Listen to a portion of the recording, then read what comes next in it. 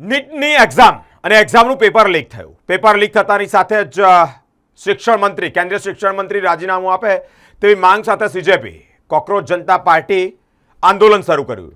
દિલ્હીના જંતર મંતર ખાતે જ્યારે આંદોલન શરૂ કરતાની સાથે જ પર્યાવરણ પ્રેમી શિક્ષણવિદ સોનમ વાંગચુક ઉપવાસ પર ઉતર્યા. ઘણા બધા વ્યક્તિઓ પણ ઉપવાસ પર ઉતર્યા.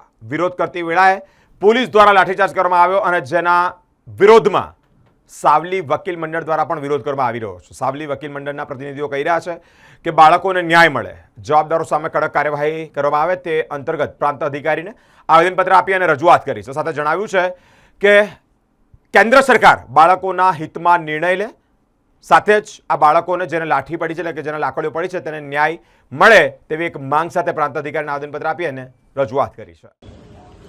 આજ રોજ સાવલી વકીલ મંડળ દ્વારા મામલતદાર શ્રી સાવલી અને પ્રાંત અધિકારી શ્રી સાવલીને એક આવેદનપત્ર આપવામાં આવ્યું અને એની અંદર રજૂઆત લખવામાં આવી કે ભારત દેશ જે આઝાદ ભારત દેશ છે, જે કોન્સ્ટિટ્યુશન બંધારણ દ્વારા ચાલતો દેશ છે અને એ દેશની અંદર કોઈને ઉપવાસ કરવામાં કે આંદોલન કરવામાં રોકી શકાય નહીં.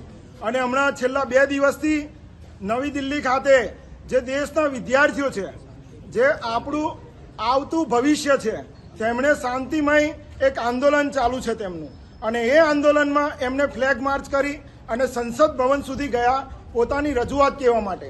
એ રજૂઆત કહેવા માટે સંસદ ભવન જતા હતા તે દરમિયાન ત્યાંની સ્થાનિક પોલીસે અને સ્થાનિક પ્રશાસને જે લાઠીચાર્જ એમની ઉપર કર્યો અને અમાનવીય અત્યાચાર કર્યો તે બાબતે અમે સખત વિરોધ નોંધાવીએ છીએ. કારણ કે વિદ્યાર્થી એ આવનારો દેશનું ભવિષ્ય છે અને એ વિદ્યાર્થીમાં આવતીકાલના ડોક્ટર પણ છે, આવતીકાલના જજીસ પણ છે અને આવતીકાલના મોટા રાજકારણી જે સંવિધાનિક પદ છે એ પણ ધરાવે એવા ભવિષ્યના આપણા બાળકો છે. એ બાળકો ઉપર લાઠીચાર્જ થાય એ ખૂબ જ દુઃખદ વાત છે અને ભારત દેશ માટે અમારી માંગ એવી છે કે એમને જે લાઠીચાર્જ કરવામાં આવ્યો એ અધિકારીઓ વિરુદ્ધ તાત્કાલિક પગલાં ભરવામાં આવે અને જો નહીં ભરે તો સાવલી વકીલ મંડળ અહીંયાથી નવી દિલ્હીની કૂચ કરશે અને એમને ન્યાય અપાવશે. આપનું નામ? શરદ પરમાર.